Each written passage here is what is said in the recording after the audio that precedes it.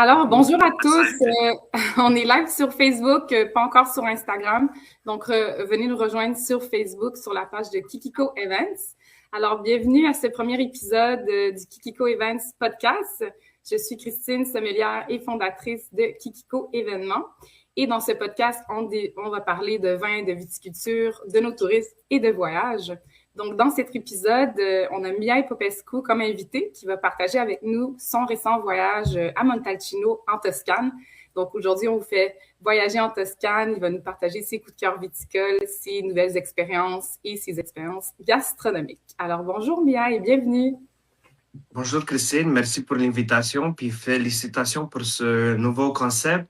Je pense que c'est très à la mode, puis ça va bien plaire à nos écouteurs, puis à tes écouteurs. Merci beaucoup. Donc, Mihai, pour te présenter un peu, donc on se connaît les deux, on est de Montréal à Québec, au Canada, pour ceux qui nous écoutent d'ailleurs. Donc, tu es un expert en vin, tu as ton diplôme W7, tu es aussi un VIA Italian Wine Ambassador de Vinitaly, on va en parler un peu après, importateur de vin de la Roumanie. Tu travailles sur le marché du Canada, de la Roumanie et tu voyages également beaucoup en Europe, entre autres en Italie, grâce à ton statut d'ambassadeur. Est-ce que je t'ai bien présenté? Oui, c'est parfait. Oui, depuis déjà 2 ans, je suis ambassadeur de vin italien. Puis, je pense que c'est un bon programme. Puis, je ne suis pas italien, mais ma passion pour le vin italien qui m'a amené là pour prendre cette décision. Puis je pense que j'essaie de partager ma passion pour le vin puis mes connaissances avec les écouteurs puis les amateurs de vin. Génial. On en a besoin. Et d'ailleurs, je me demandais, je connais un peu la formation VIA, mais comment ça t'a procédé? Qu'est-ce qui t'a donné envie de faire cette formation-là et qu'est-ce que ça implique comme étude, comme expérience avant d'avoir cette certification-là? Mais j'ai commencé à étudier l'Italie il y a quelques années pendant que je faisais mes études W7. C'est un gros chapitre, l'Italie. C'est 20 régions, beaucoup de cépages indigènes. Je pense que Puis 300 à place d'avoir peur, ça m'a donné un challenge. Puis j'ai vraiment apprécié apprendre sur le vin italien. Après, j'ai fini mes études W7. Je me suis dit, j'ai besoin d'apprendre plus sur le vin italien. Puis ce programme de VIA permet d'apprendre plus, mais il faut avoir une base dans le vin parce que quand même, c'est 20 régions différentes. On parle des sols, on parle d'histoire, on parle des 300 cépages, 400 en Italie. C'est énorme, c'est des cépages autochtones. Faut aussi apprendre la géographie. Fait que je pense que c'est un cours, c'est pas un petit cours ambassadeur que tu te présentes, puis après 2 jours, tu as un diplôme. Ça m'a pris 2 mois et demi d'études avant. Ça se fait à Vérone ou ça se fait à New York des fois ou à Chicago, peut-être bientôt au Canada. Puis ça demande des jours de dégustation. On a dégusté pendant 3 jours une cinquantaine, une soixantaine de vins italiens avec un Master of Wine, Sarah Heller.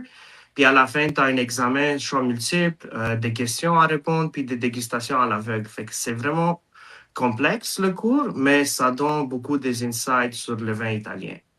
Et le taux de réussite n'est pas très élevé parmi les candidats. Est-ce que ça se peut? C'est quand même assez difficile. Je connais, ouais, c'est pas facile à passer l'examen, puis ils ont un barème de numéro de personnes par cours qui peut passer. Fait que c'est très tough, mais une fois que tu réussis l'examen, je pense que ça vaut la peine parce que ça ouvre tes portes à l'Italie. Génial. Il y a tellement à apprendre sur l'Italie, c'est incroyable, justement, avec tout leur héritage de vignes, leurs cépages autochtones. C'est super, super complexe.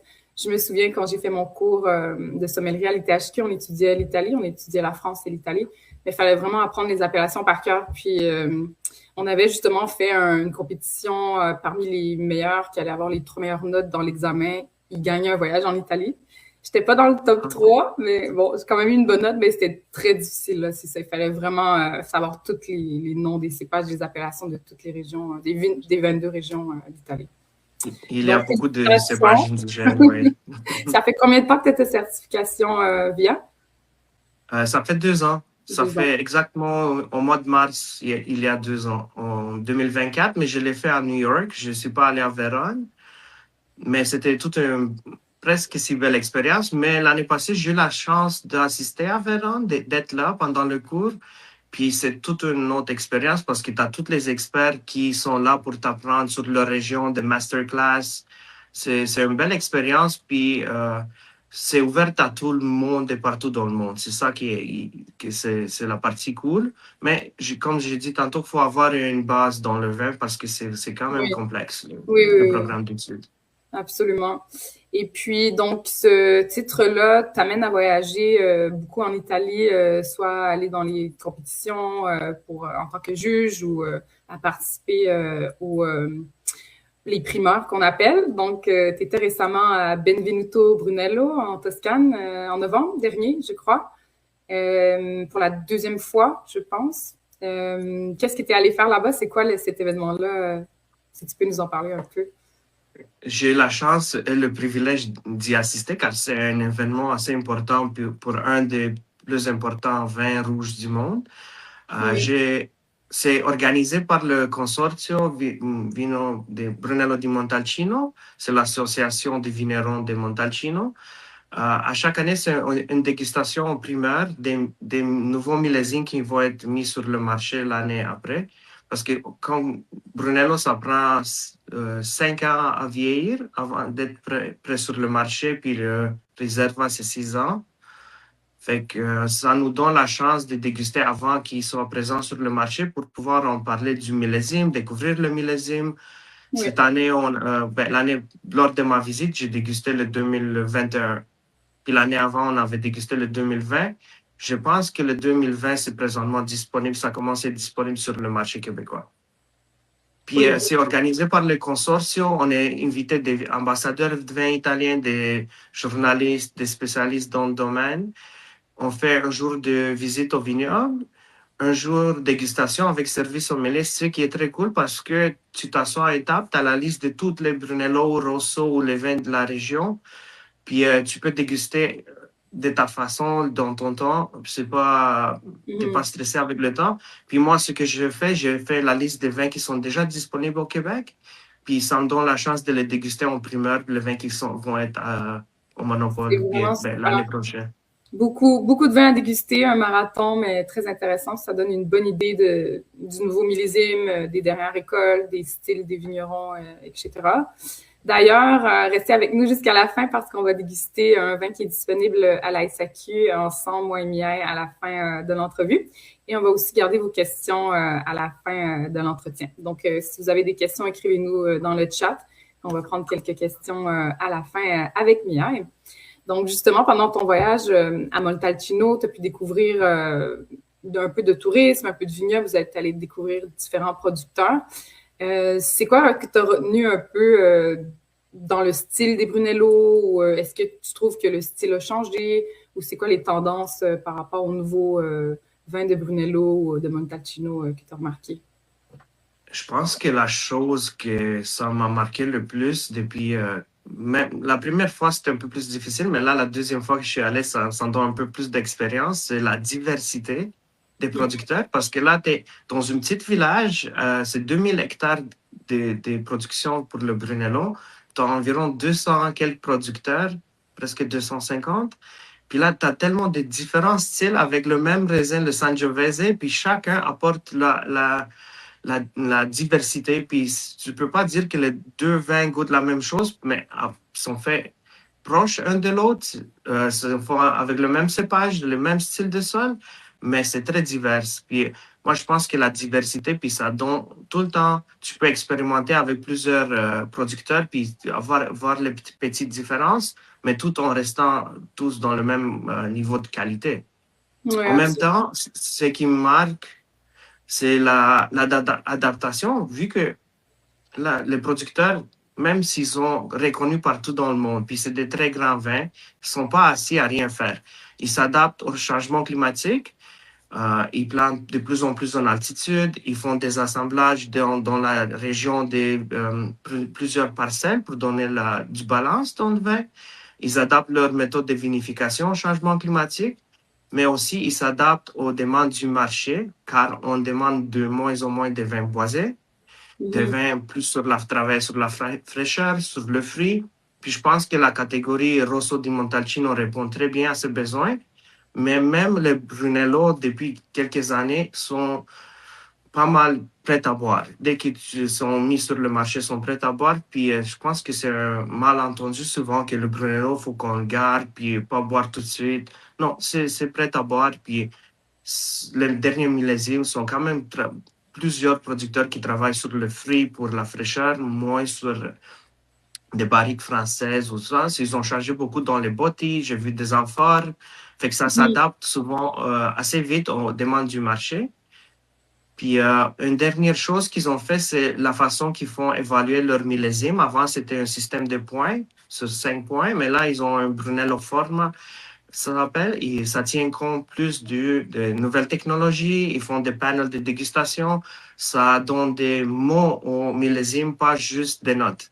Pour être plus proche du client, puis avec toutes les avancées technologiques qu'on a aujourd'hui, avec des sensors, avec les stations météo, mais aussi avec des dégustations des experts pour que ce soit intéressant pour le client, en fin de compte. C'est super. Mais c'est vrai, la tendance au Rosso, on remarque beaucoup. C'est sûr que aussi, évidemment, les Rosso sont plus accessibles au niveau du prix. Puis on a aussi les IGT Toscane qui peuvent être produits par des producteurs de Brunello, mais qui sont soit que c'est des jeunes vignes ou soit que c'est des vignes qui ne sont pas classées en Brunello, mais que c'est des vins qui sont plus accessibles aussi en prix. C'est sûr que le Brunello, ça demande des prix plus élevés, mais on le sait parce que ça doit passer au moins 2 ans en barrique, en fût. Après, au total, minimum 4 ans et 2 mois, je pense. Fait que millésime plus 5. Ça demande des coûts pour produire des vins comme ça. Mais le Rosso, je pense, c'est pas stipulé si on doit le vieillir en fût de chêne, mais c'est 1 an. Fait qu'ils peuvent mettre sur le marché plus Plus vite. rapidement. Le Rosso, on dit souvent le petit frère à Brunello, mais je pense qu'il commence à avoir son identité. Puis c'est sûr, les prix sont plus accessibles, mais aussi ils ont une autre appellation à Montalcino, c'est Sant'Animo. Et ils ont le droit, c'est comme une Toscane similaire sur la loi de vinification, fait qu'ils peuvent assembler avec d'autres cépages ou des vins blancs. Ouais, c'est une autre catégorie assez intéressante, mais on trouve des moins pas si présente sur le marché québécois. Mhm. D'ailleurs, est-ce que tu as dégusté quelques vins blancs durant... est-ce que c'est autorisé parce que c'est Benvenuto Brunello, donc j'imagine qu'il n'y a pas beaucoup de blancs. Euh, La production est très petite. On a dégusté des vins blancs parce que, comme je le dis, l'appellation Sant'Animo, ça fait partie de Montalcino. Puis là, dans cette appellation-là, tu peux faire des vins blancs et des vins rouges. Puis ce que j'ai goûté très intéressant, c'est un vin mousseux fait à partir du Sangiovese. C'est Wow. vraiment cool. J'ai adoré ça. La fraîcheur, puis je ne m'attendais pas à ce style de C'est fraîcheur du un blanc de cépage noir rouge. ou un mousseux blanc ou Mais un c'était un blanc de noir, blanc oui, de noir? de Sangiovese. Intéressant. C'est- Très intéressant. J'ai jamais goûté à ça. On n'a pas souvent ici au Québec, mais si on voyage là-bas, puis je pense que les gens qui nous écoutent devraient faire un petit tour en Toscane. Tu peux trouver des petits trésors partout comme ça, des choses on se prépare pas à ça, mais on trouve des nouvelles choses, puis c'est très divers. Le monde du vin, c'est très grand, surtout en Italie. Fait que ça vaut la peine de faire un petit voyage là-bas. Justement, en parlant de voyage, au niveau touristique, donc toutes les expériences dans les vignobles, etc., qu'est-ce que tu penses que la Toscane fait de différemment? C'est sûr que les paysages sont fantastiques, les vins sont extraordinaires, mais est-ce que tu as trouvé qu'au niveau de l'accueil, de l'expertise dans les vignobles, il se démarquait plus que d'autres régions en Italie?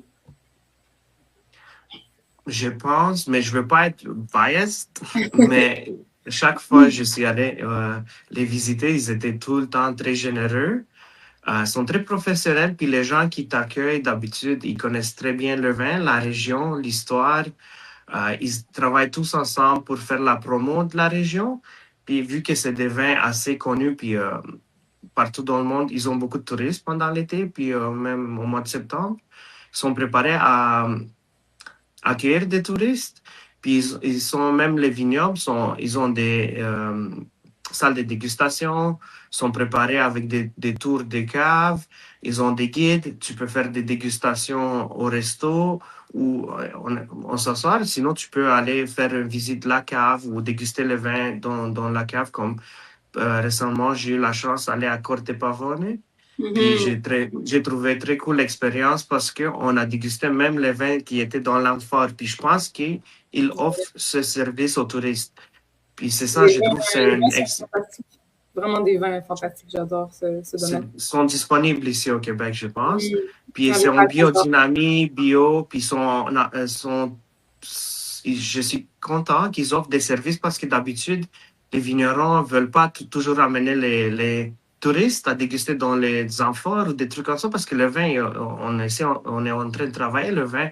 Mais Mhm. eux, ils sont ouverts d'esprit, puis t'amènent, puis tu dégustes, puis tu vois vraiment la pureté du Sangiovese, puis l'expérience d'être dans la cave. Ils ont même mis une musique classique pendant qu'on faisait la dégustation dans la cave à vin, fait que c'était vraiment cool comme expérience. Vraiment Mais je cool. pense que la plupart des producteurs que j'ai visités sont préparés au tourisme.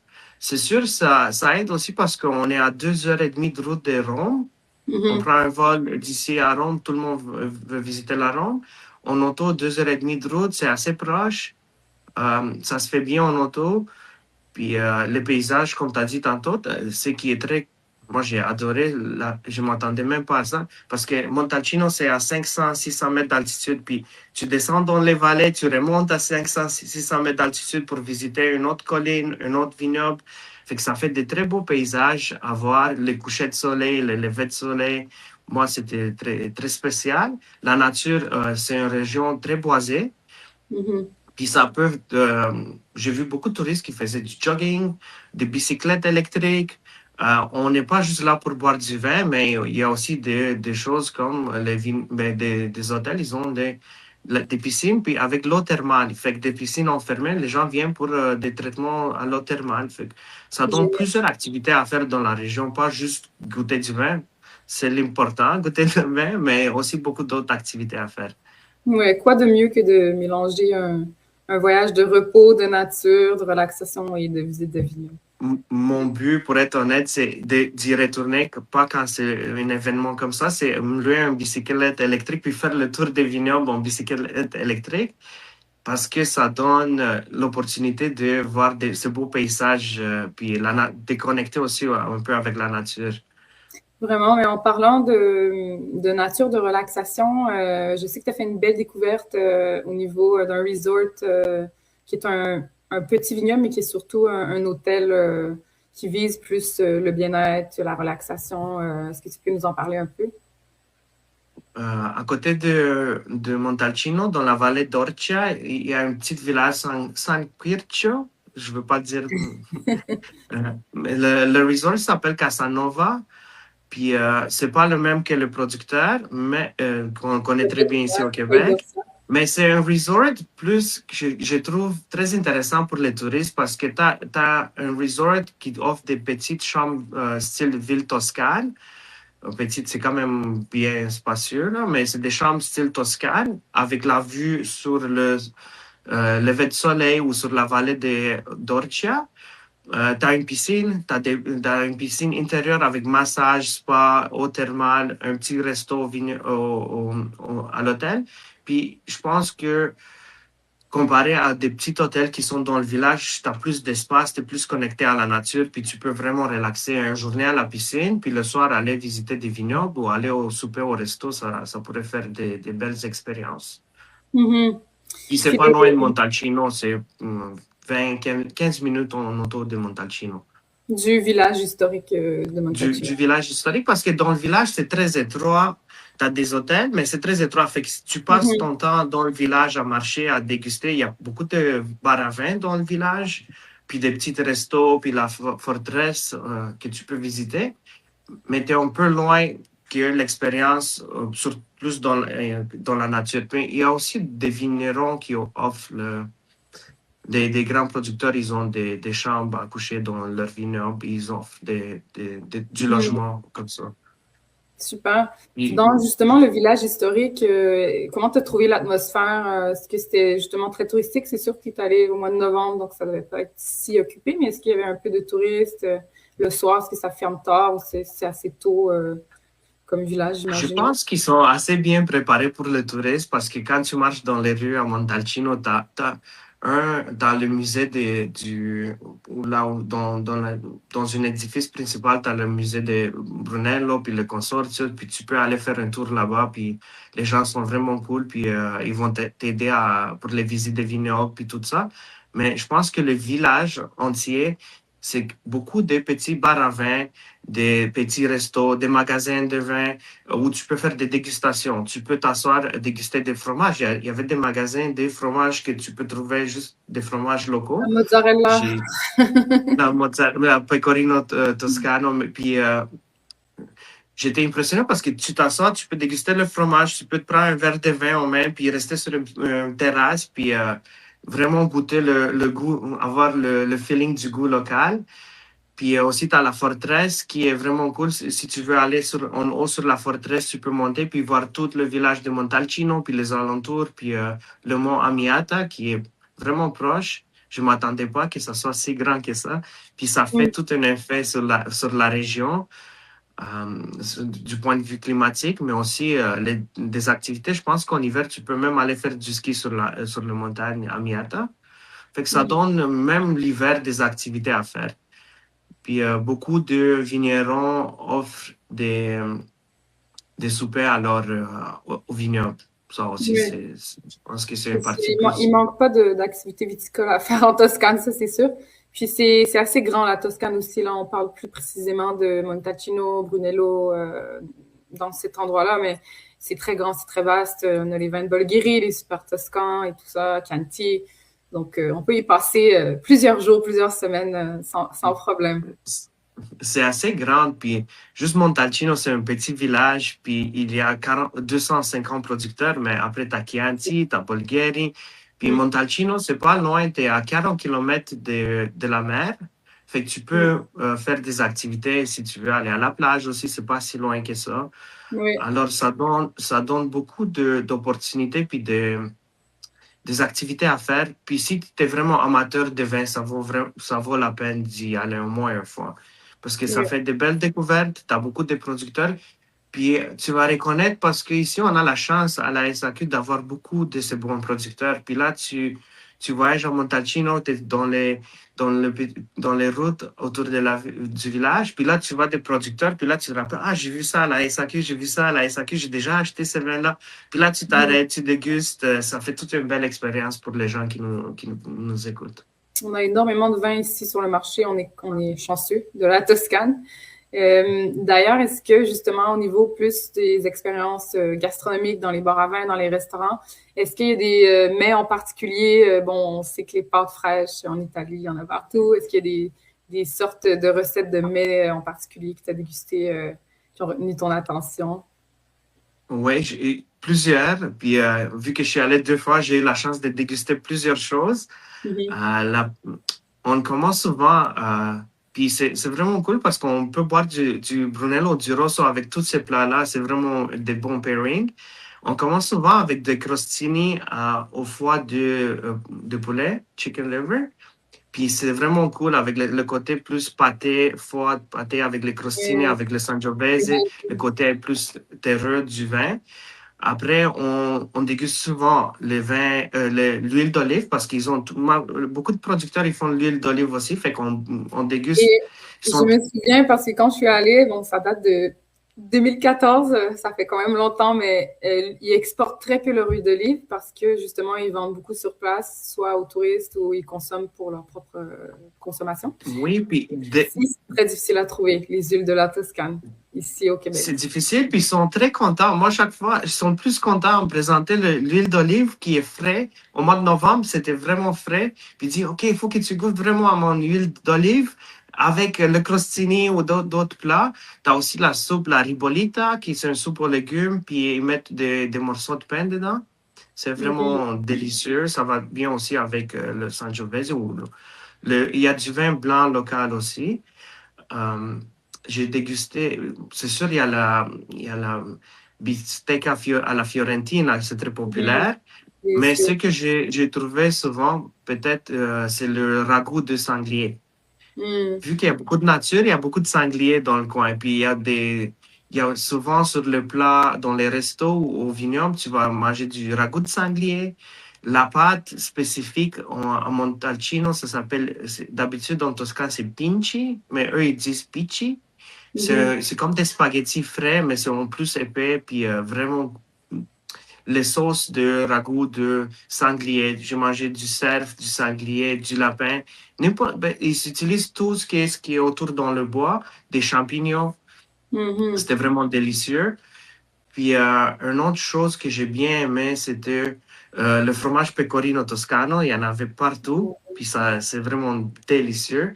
Oui. Mais à l'événement à Benvenuto, ils avaient un fromage assez spécial. J'ai juste vu là-bas. C'était un fromage, je pense, de chèvre euh, emballé, c'était en tout en fruits de bois. Frutti di boschi, fruits de bois. Fait que tu avais le côté salin dedans, puis le côté un peu plus sucré du confiture. Ben, c'était presque confituré sur la peau Wow. du fromage, puis c'était vraiment délicieux. Délicieux. J'ai juste trouvé ce style de fromage là-bas, dans Frutti di Boschi. Puis ils ont aussi des biscuits aux amandes que tu trouves souvent avec, pour ton espresso à la fin. Mhm. Sinon, j'ai eu la chance de déguster, d'apprécier un crème glacée fait avec du Brunello. Wow. Le rêve. C'est vraiment, c'est vraiment leur savoir-faire, puis ils veulent vraiment valorifier le Sangiovese dans tous leurs plats.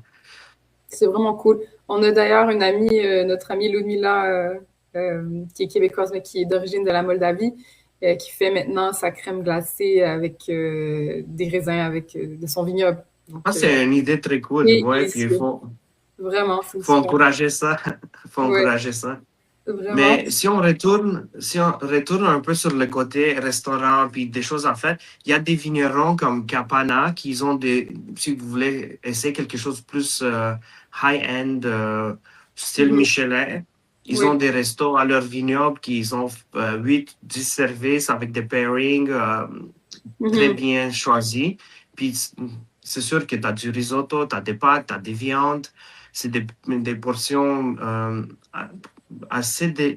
C'est pas des grandes portions comme tu es habitué en Italie, que si tu vas dans une osteria, mais c'est des Oui. portions qui donnent la chance de déguster plusieurs recettes interprétées de traditions locales.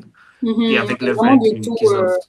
C'est ça, de tous les restaurants traditionnels, les ostérias, comme tu as dit, ou les étoiles Michelin, de toutes sortes d'expériences pour la gastronomie toscane. Tu as toutes sortes d'expériences, puis tu as toutes sortes d'expériences quand tu vas visiter les producteurs de vin, parce qu'il y en a des petits, il y en a des plus grands. J'ai eu la chance de visiter des petites vignobles domaines ils ont peut-être 5, 6 hectares. C'était très familial. Mhm. Tu t'assois avec eux, puis tu manges à la même table qu'ils mangent. Ils cuisinent comme s'ils mangeaient chez eux un dimanche, où Oui. tu as des vignobles plus grandes, où c'est plus avec un chef ou une équipe de chefs, qu'ils ont amené 4 chefs pour nous cuisiner. Fait que ça Mhm. donne toute la diversité des expériences, puis les goûts aussi. Tu peux avoir des goûts plus familial, puis des goûts plus modernes aussi. Oui. Mais d'ailleurs, le Sangiovese, aussi le style des vins, comme tu disais, est moins boisé qu'auparavant. Et le Sangiovese, c'est tellement versatile. Tu parlais des ragoûts, le fromage, ça peut être un plat de légumes grillés. C'est tellement, tellement versatile. Puis si justement, on va plus vers le rosso, qui a un petit peu moins d'élevage, mais on a vraiment un beau fruit frais, une acidité fraîche. Donc, je pense que c'est vraiment un vin qui va aller avec vraiment beaucoup de plats différents. Est-ce qu'on passe à la dégustation, Mia? Avec grand plaisir, Hâte de j'avais hâte. déguster avec toute la nourriture dont tu parles. Donc, aujourd'hui, on a décidé de déguster ensemble le même vin. Donc, c'est le domaine Caparzo. C'est un Rosso. C'est le millésime 2023. C'est disponible à la SAQ et c'est importé par nos amis de l'agence Montalvin. Donc, on va déguster ça ensemble. Ouh. beaucoup de fraîcheur, beaucoup de fruits. Vraiment, mais au premier nez, moi, j'ai beaucoup de cerises, mais j'ai beaucoup d'herbes séchées aussi. C'est assez typique des vins de Montalcino. Parce que c'est le côté, je ne sais pas s'il y a un mot qui définit, en anglais c'est savory, c'est le Oui. côté moins fruits doux, c'est plus le côté saline qui est plus gastronomique. Mhm. Les herbes méditerranéennes sèches un peu, mais un lift, un peu un côté que je trouve très, très intéressant, c'est le côté floral aussi. Oui. C'est vraiment. C'est très gourmand. Il y a des petites notes terreuses, justement, un peu réglissées, un peu épicées, un peu poivre. Mais C'est c'est quand très même bon. frais, c'est vif, Mm. c'est fait pour accompagner la table. Euh, c'est, t'as des tanins, mais ils ne sont pas des tanins trop asséchants, pas des tanins astringents, mais qui se marient assez bien avec les plats, avec les viandes, comme j'avais dit tantôt, les crostini au poulet au foie de poulet. Mais j'avais fait il n'y a pas longtemps, peut-être l'année passée, ils m'ont demandé un pairing local avec un rosso. Puis moi, j'ai passé tout de suite à un poutine avec viande fumée. Oh my God. Est-ce que tu as testé? Ouais, j'ai testé, puis ça va. Le côté fumé, viande, poivre, puis tout ça, puis le côté gras Je du dois plat, essayer. Je dois essayer. ça se mélange très bien avec la fraîcheur, l'acidité dans le vin, le côté plus savory, terreux Mhm. du vin, puis les Absolument. épices. Le fait qu'il n'y ait pas trop de tanin, puis plus d'acidité, justement, ça va pas être overwhelming par-dessus le plat. Parce que bon, la poutine, c'est pas non plus un truc, c'est pas un steak, c'est quand même assez, c'est pas léger, là, mais on veut pas un vin qui va passer par-dessus.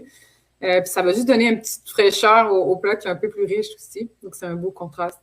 C'est sûr que je dois Et essayer ça. on commence souvent à Montalcino avec le rosso. On est entré pour les appetizers, puis les plats au début. Puis pour les gros steaks Fiorentina, on passe à des Brunello qui ont passé un peu plus de temps en vieillissement, puis sont un peu plus de corps, puis plus de tanins. Mhm. Mais je pense que les rossos, c'est tendance. Je pense que c'est des rossos qui répondent souvent au marché parce que c'est la fraîcheur servie, même l'été un peu frais. Oui. C'est très cool. Il n'y a pas beaucoup, il n'y a pas tant d'alcool. Je pense que c'est des 13,5, 12, même lui, je pense que c'est un 12-13% d'alcool. Fait que ça répond aux tendances. On regarde souvent boire moins d'alcool, mais des vins Mhm. comme ça répondent. Puis c'est pour ça que j'avais dit tantôt qu'ils sont en train de s'adapter très vite aux tendances du marché. Oui. C'est vraiment bon. En tout cas, ça, c'est rafraîchissant, justement. Même avec des poissons, ça pourrait fonctionner. Soit du thon saisi, un poisson grillé, vraiment. Souvent Mais avec des pizzas, des pâtes. Le Sangiovese, même les Chianti, pas juste le Brunello, mais on a le Sangiovese souvent, c'est le cépage le plus planté en Italie. Ça, c'est un cépage qui s'apprête bien à la table. Parce que vu son acidité, puis vu qu'il est moins fruité, il n'y a pas le côté doux, sucré, ça aide beaucoup les pairing avec les plats. Puis ça mhm, donne la diversité. Ben, tu peux avoir différents choix. Tu peux avoir des trucs, comme j'avais dit, la poutine, qu'on peut manger à chaque mardi soir, mais tu peux avoir aussi des plats plus haut de gamme dans un restaurant Michelin avec des Brunello ou des Rosso. Ce qui est cool, j'avais dégusté il n'y a pas longtemps la Fortuna. La Rosso, ils ont la flexibilité dans cette gamme. Ils peuvent vieillir tant qu'ils veulent. On a des Rosso jeunes 2023-2024, mais on a aussi des Rosso 2020 special un absolument. release plus. Puis Fait que d'ailleurs, ils ont. Ouais. les producteurs les plus réputés, comme Carpazzo, c'est un domaine assez historique qui a mis le Brunello sur la map, entre autres, avec le Altesino qui sont les mêmes propriétaires. C'est des ressources qui vont vieillir super longtemps. On peut garder ça 15 ans facilement là, avec cette acidité-là qui est très droite, avec la structure. Plus le domaine, c'est un domaine qui fait dans la qualité, puis qui fait des vins de garde, mais ça, même les ressources, on peut les garder très longtemps. Plus que ça, je pense que des fois, on pense, ah, c'est juste des petits Brunello, puis c'est pas la qualité pour Brunello, puis on va faire du Rosso avec ça. Non, je pense pas que c'est comme ça qui se passe. J'ai Mhm. parlé avec des producteurs, puis c'est vraiment des fois des parcelles une à côté de l'autre, mais il y a de plus en plus de demandes pour du rosso. Fait que même des fois, ils préfèrent faire du rosso que du... essayent d'avoir plus de hectares pour produire du rosso.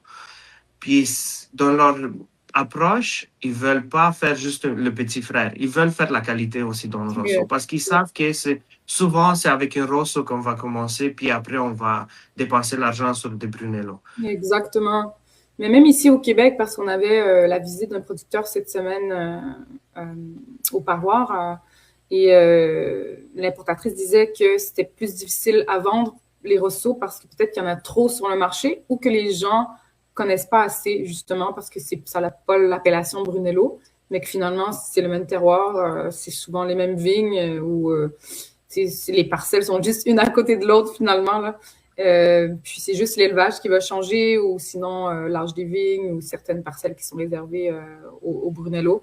Mais absolument, il faut faire passer le mot que le Rosso, ça vaut la peine. Puis que c'est un vin qui est facile d'accès, qui est délicieux, qui est sur le fruit. Puis au niveau gastronomique, plein d'options pour s'amuser à table. Mais on cherche de plus en plus de vins juteux, frais, des vins qui sont, ils ont un caractère. C'est sûr que le Rosso, il a son propre caractère, mais aussi, si on achète à la SAC 10 producteurs de Rosso différents, ça nous donne la diversité. Tu vas goûter un à côté de l'autre. C'est sûr, le goût de cerise, le style Sangiovese, ils vont tous l'avoir, mais chaque producteur, il va avoir un peu de quelque chose de différent. Puis même dans la même catégorie, tu peux avoir la diversité. Je trouve ça très cool. Souvent, on aime beaucoup le pinot noir de Bourgogne parce que ça fait la même chose. Tu as différentes appellations, différents villages. Je pense que, mais de nos jours, c'est vraiment cher aller jouer dans les pinot noirs de Bourgogne. Mais on peut faire ça avec des Rosso ou des Brunello. Ça sont pas mal mieux sur le prix présentement. Mais écoute, le Caparzo 24 et 20, je crois, c'est incroyable comme qualité-prix. Wow. Si tu goûtes ça à l'aveugle sans savoir le prix, là, moi, je serais facilement dans les... Ça vaut la peine. Ouais, Ouais. vraiment, j'aime Puis, beaucoup. à Montalcino, je pense qu'il y a seulement 500 à 600 hectares dédiés au Rosso di Montalcino, mais ils veulent avoir un peu plus des hectares dans le futur parce que en Europe, c'est déjà en demande, plus de demande parce que puis ils ont même un événement pendant l'été. Si les gens voyagent au mois de juin, je pense, ils ont l'événement Red Montalcino qui est dédié au Rosso. Wow. Puis c'est dehors, les gens veulent retourner à Montalcino ou aller en voyage. Cet été, il y a des événements, surtout au mois de juin. Sinon, aller à la SAC, essayer de trouver une bouteille de Rosso ou du Brunello, ça vaut la peine ce week-end, avec un steak, avec, comme on s'est parlé tantôt, c'est très versatile pour les plats. Vraiment. Puis, si vous jamais vous voulez à Montalcino, n'hésitez pas à m'écrire à moi ou à Christine parce qu'on a des astuces pour vous. Puis sinon, vous allez trouver son blog. Il y a plusieurs Oui. infos là-dessus. Puis, on a également le nouvel article que tu as écrit en collaboration pour notre blog avec toutes tes recommandations et coups de cœur de ton dernier voyage à Montalcino. On vous invite à aller voir notre blog sur kikiko.ca. Merci d'avoir été des nôtres pour ce premier épisode. Désolée pour les petits problèmes techniques. C'est les joies du live. Puis, évidemment, si vous voulez aller en Toscane, en Italie, et que vous avez besoin de réserver des tours privés de vignobles, n'hésitez pas à nous écrire à info@kikiko.ca. Puis, on se voit au prochain épisode. Merci, Miaille. Merci. Bye bye.